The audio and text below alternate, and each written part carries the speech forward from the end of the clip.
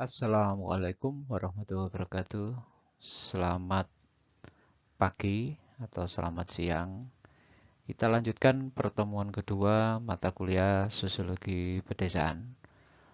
Pak Ari harap kalian masih tetap diberi kesehatan, kesejahteraan, dan keberkahan atau keberkahan ilmu saat menuntut ilmu di Prodi Sosiologi FISIP Universitas Trunojoyo. Oke. Assalamualaikum warahmatullahi wabarakatuh. Selamat pagi atau selamat siang. Salam sejahtera semuanya. Baik, eh, mudah-mudahan kalian tetap diberikan kesehatan dan kelancaran untuk mengikuti perkuliahan di mata kuliah Sosiologi Pedesaan. Hari ini kita masuk ke pertemuan kedua. Nah, seperti yang kita ketahui bahwasannya isu-isu di pertemuan pertama kemarin itu adalah isu pokok tentang pembangunan pedesaan. Sepertinya di pertemuan kedua ini akan dibahas lebih khusus dan lebih fokus. Pertemuan kedua ini khusus dan fokus membahas tentang isu pengelolaan kekayaan alam dan kondisi ekonomi di Indonesia.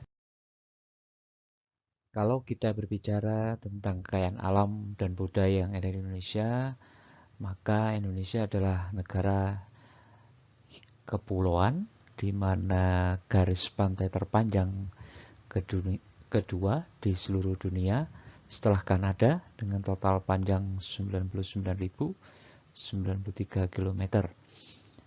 Yang kedua, karena negaranya memiliki garis pantai terpanjang, berarti Indonesia adalah negara maritim, dan negara maritim berarti negara yang kaya akan pulau-pulau, baik itu pulau terbesar ataupun pulau yang terkecil, dari Miangas sampai ke Pulau Rote, di mana identifikasi dari jumlah pulau ini memiliki 17.100 pulau, jumlah yang tidak sedikit, dan itu semua adalah mengandung potensi kekayaan sumber daya alam. Kalau kita ketahui modal kekayaan alam Indonesia juga ditunjang oleh modal kekayaan budaya secara sosial budaya, di mana kalau kita identifikasi lebih jauh, Indonesia memiliki 1.128 etnis dan 746 bahasa yang beragam, di mana di sana bahasanya tetap memang bahasa induknya adalah bahasa Indonesia, di mana bahasa tuanya adalah bahasa Melayu. Dan kekayaan alam yang lain atau kekayaan budaya yang lain itu memiliki 1.000 macam bentuk makanan, baik itu makanan untuk tradisional dan makanan yang dihasilkan dari keanekaragaman hayati yang besar Indonesia ini. Nah, kita sama-sama ketahui bahwasanya Indonesia ini adalah negara yang khusus memiliki 8 situs peninggalan budaya yang diakui oleh UNESCO sebagai warisan dunia. Baik, kita masuk ke slide kelima. Slide kelima ini lebih khusus membahas tentang masalah kependudukan atau demografi yang ada di Indonesia. Nah, kalau kita ketahui Indonesia akan meningkat jumlah penduduknya pada tahun 2020 dan 2030 sampai 2030. Nah, kalau kita melihat di tabel itu, intinya bahwa Indonesia itu mengalami jumlah bonus demografi penduduk yang didominasi oleh usia produktif, yaitu 15 sampai 64 tahun. Di mana usia produktif ini akan mencapai puncaknya seperti tadi dikatakan bahwasanya pada tahun 2020 sampai 2030 ini akan menjadi permasalahan tersendiri. Yang kedua, pada tahun 2030 prediksinya bahwa Indonesia penduduknya akan mencapai 305 juta jiwa, di mana lebih dari 50% atau sebanyak 64%, yaitu sekitar totalnya 195 juta jiwa, adalah merupakan kelompok usia produktif. Nah, ini bukan hal yang bisa dianggap sepele atau ringan, karena di satu sisi mempunyai dampak positif. Yang pertama adalah dengan adanya surplus usia produktif 15 sampai 64 tahun, mestinya Indonesia kaya akan sumber daya manusia, terutama sumber daya tenaga kerja. Tapi apakah kenyataan dan realitasnya seperti itu? Kita lihat. Nah, ada sisi negatif yang nampak sekali karena jumlah penduduk usia produktif yang cukup banyak, sedangkan jumlah ketersediaan lapangan kerja yang cukup sedikit, maka Indonesia masuk dalam sebuah ruang di mana jumlah pengangguran cukup banyak, di mana pengangguran cukup banyak ini terbagi menjadi pengangguran yang tidak ketara, setengah menganggur, atau memang benar-benar menganggur. Nah, ini sebuah permasalahan tersendiri yang nanti akan kita coba bahas lebih jauh. Baik, kita lanjutkan pada slide ke-6. Kalau kita lihat pada kurva tentang pertumbuhan ekonomi di Indonesia tahun 2015 sampai 2020, Indonesia menempati peringkat ke-15 dalam peningkatan surplus pembangunan ekonomi. Sebuah angka yang menurut saya ya di satu sisi memang sudah cukup bagus, tapi di sisi lain kalau kita bandingkan negara-negara lain seperti Kanada, Rusia, Korea Selatan, Australia, dan Spanyol, Indonesia masih jauh untuk peningkatan sumber daya, terutama pertumbuhan ekonomi. Pertumbuhan ekonomi di Indonesia jika dibandingkan dengan anggota negara-negara G20 atau BRIC, maka pertumbuhan ekonomi di Indonesia itu mencapai hanya 5,6% per tahun dari tahun 2015 sampai 2020. Nah,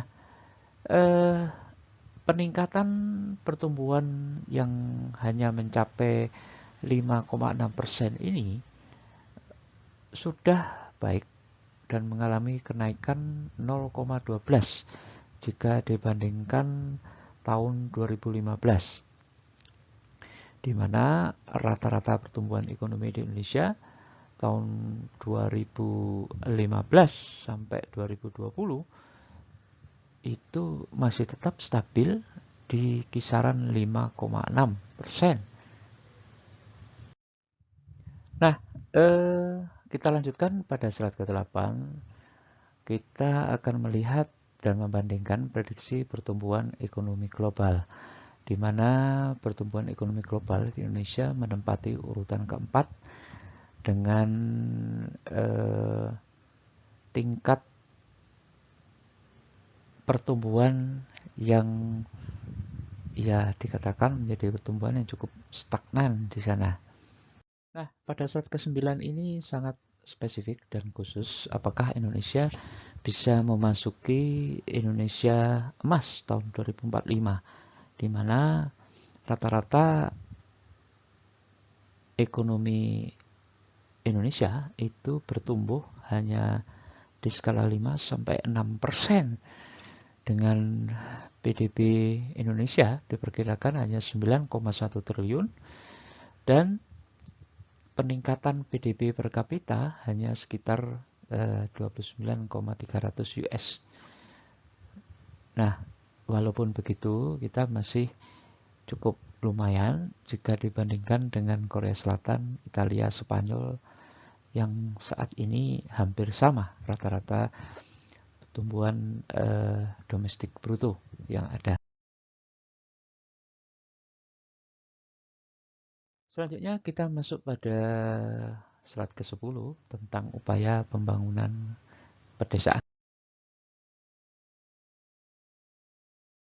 Pada pertemuan pertama, Pak Ari sudah menjelaskan tentang pembangunan atau isu-isu pembangunan pedesaan secara makro. Nah, saat ini Pak Ari akan jelaskan lebih detail tentang isu-isu pembangunan pedesaan secara mikro, di mana kondisi real tingkat kemiskinan yang di desa itu cukup tinggi, sekitar 13,96% jika dibandingkan dengan perkotaan. Perkotaan menurun 7,43%. Nah, apakah ini merupakan bentuk sebuah gambaran bahwa adanya kualitas angkatan kerja di pedesaan? Jadi kualitasnya itu tahun demi tahun semakin menurun, di mana dominasi lulusan SD di Indonesia berjumlah 57 sampai 57,78%. Nah, padahal besarnya dana pengelolaan desa yang masuk itu cukup tinggi dari total yang diberikan di seluruh desa, itu jumlahnya sekitar 371,4 triliun, jumlah yang tidak sedikit, cukup tinggi. Selanjutnya, kalau kita lihat data yang ada dari Biro Pusat Statistik, bahwasanya jumlah desa tertinggal di Indonesia, kita bisa lihat di sana jumlahnya 13,144 desa yang sangat tertinggal. Kemudian desa tertinggal 33,592, lebih tinggi. Kemudian desa berkembang 22,882 ribu. Kemudian desa maju itu masih sedikit, sekitar 3.608, ya sekitar 3%-nya saja ya dari jumlah itu. Kemudian yang dari desa yang maju itu klasifikasi masuk menjadi desa mandiri sekitar 174. Nah, kita lanjutkan pada slide berikutnya tentang apa saja potensi desa yang ada di Indonesia. Di sektor pertanian, Indonesia memiliki potensi yang cukup besar, yaitu 82,7%, dengan total angka 61.821. Sedangkan potensi desa yang lain yaitu tentang perkebunan 26,8%, yaitu jumlahnya 20.034. Kemudian potensi perikanan itu 17,1% atau sebesar 12.827, dan potensi wisata baru sekitar 2,5%. Nah, ketika kita melihat bahwa kelimpahan kekayaan alam dan sumber daya yang ada, maka potensi desa ini belum dimanfaatkan di sektor wisata cukup tinggi peluangnya untuk dikembangkan. Di mana harapannya dengan membangun desa wisata akan menghasilkan sebuah proses pembangunan desa mandiri, karena desa wisata itu akan menyerap jumlah tenaga kerja yang cukup tinggi, terutama jasa wisata, ya, jasa wisata. Salah satu faktor utama lemahnya ekonomi desa adalah belum optimalnya peran kelembagaan ekonomi, terutama badan usaha milik desa. Pada slide ke-13 ini, kita sedang melihat tentang bagaimana pembangunan desa, terutama berangkat dari daerah yang tertinggal, dan di sana adalah ada kawasan transmigrasi. Nah, kalau kita lihat di slide ini, bahwasanya pembangunan desa di daerah tertinggal itu sebenarnya adalah pembangunan yang menuntut percepatan sebuah pembangunan, karena memang kapasitas sumber daya manusia sebagai aktor dalam mengelola sumber daya alam yang ada itu menuntut sebuah profesionalitas yang ada di sana. Nah, kriteria desa itu dari Kementerian Desa itu ada, terutama yang pertama adalah desa yang memang sudah maju, kemudian desa tertinggal, kawasan perbatasan, pulau, desa di pulau kecil dan terluar, desa yang rawan bencana, dan desa kawasan transmigrasi. Nah, memang untuk pembangunan pedesaan ini menjadi indikator capaian dalam percepatan sebuah pembangunan, karena saya yakin dan percaya bahwasanya pembangunan itu harus dimulai dari dalam tanda petik wilayah yang terpinggirkan terlebih dahulu. Jika wilayah yang terpinggirkan terlebih dahulu ini dibangun, maka terus akan bergerak ke arah hinterland atau sentral pusat pengembangan atau sentral pusat pembangunan yang ada. Pada slide ke-14 ini kita melihat tentang kegiatan prioritas pembangunan desa, di mana pembangunan desa yang ada itu prioritasnya pada pengembangan produk unggulan. Yang kedua adalah membangun sarana dan prasarana air bersih dengan membangun embung desa.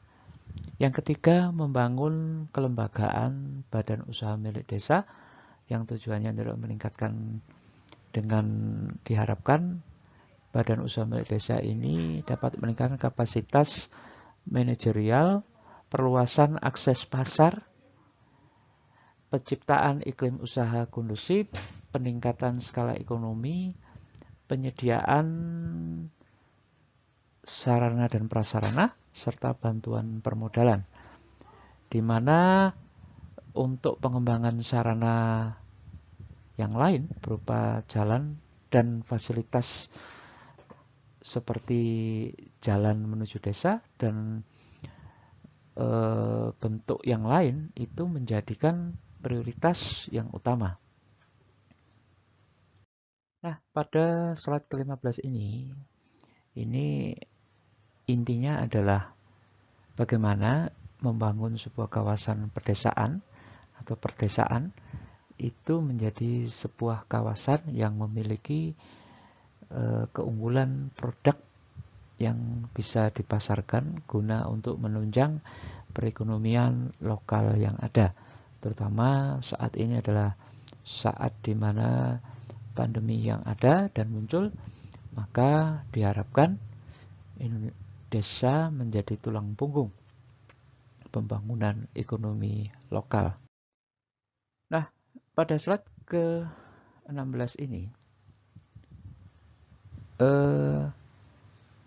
seperti tadi yang Pak Ari katakan, bahwasanya ada badan usaha milik desa yang merupakan kelembagaan yang sangat penting saat ini, di mana fungsi badan usaha milik desa adalah memberikan penyediaan pendanaan, kemudian meningkatkan kapasitas produksi dan memperluas akses pasar. badan usaha milik desa ini adalah badan usaha yang muncul dari kelembagaan yang ada di tingkat lokal.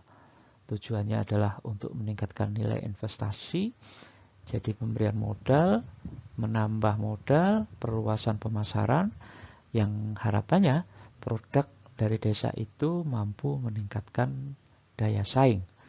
Nah, selanjutnya apa sih ruang lingkup kegiatan BUMDes? Yang pertama adalah unit layanan berupa pelayanan publik dan penyaluran bantuan pemerintah.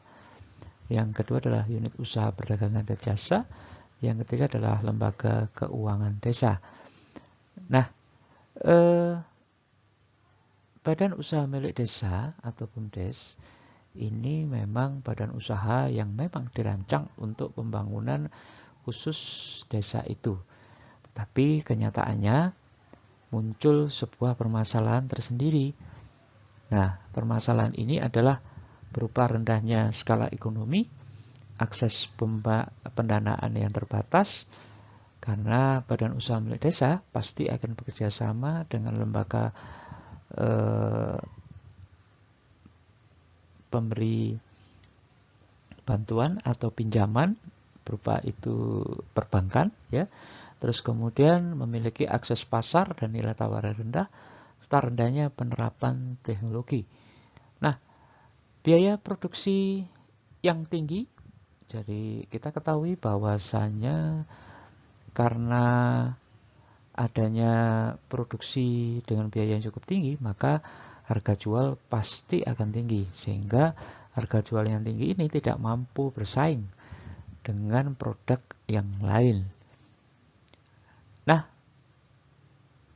butuh sebuah stimulan bagaimana menghasilkan sebuah produk dari desa itu, menghasilkan sebuah produk yang memiliki nilai kompetitif, daya jual yang cukup, dapat membantu masuk ke sebuah pasar, baik itu pasar lokal, nasional, maupun global. Kenyataannya memang produk-produk yang dihasilkan dari desa itu memiliki penetrasi yang cukup rendah.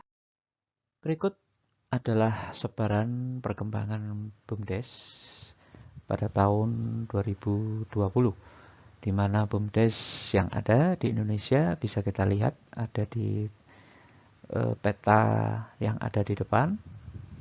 Jadi sebenarnya intinya masih butuh pengembangan badan usaha milik desa yang cukup banyak. Bagaimana mengembangkan badan usaha milik desa ini menjadi sebuah holding yang besar dan profesional? Yang pertama, dari bagian ini ada sebuah tawaran bagaimana badan usaha milik desa ini mampu membuat sebuah holding mitra. Holding itu sebuah kelompok, ya, sebuah konsorsium besar di mana penyandang dana itu dari Bank Nasional Indonesia, Bank Rakyat Indonesia, Bank Tabungan Nasional, dan Bank Mandiri, di mana holding mitra badan usaha milik desa ini butuh sebuah peran swasta yang lain, yaitu berupa partner lain, dan pasti arah-arahnya pada kelompok yang membutuhkan sebuah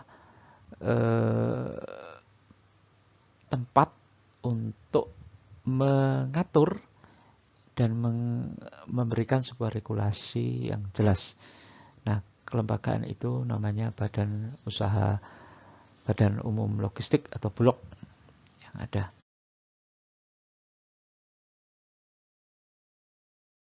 Kata kuncinya adalah membangun sebuah koordinasi dan sinergi dalam membangun sebuah desa.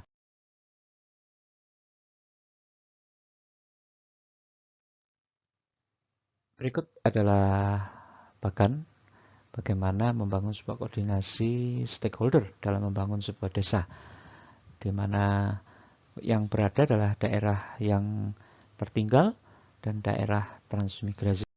Dibutuhkan sebuah komitmen bersama dalam percepatan pembangunan pedesaan dengan koordinasi stakeholder terkait. Bisa kita lihat Dan sudah jelas di sana stakeholder siapa saja yang terkait yang nantinya dapat memberikan sebuah percepatan pembangunan. Pada slide ke-22 ini dan slide terakhir, bagaimana peran perguruan tinggi dalam membangun desa di daerah tertinggal dan transmigrasi? Karena kalau kita lihat peran-peran perguruan tinggi yang ada sekarang tidak hanya peran-peran yang bersifat hanya stimulus-stimulus ataupun sementara saja. Sebenarnya desa itu membutuhkan sebuah pendampingan yang nyata dan tidak hanya pendampingan yang sifatnya temporer. Contoh misalnya program KKN, program pembangunan pendampingan desa.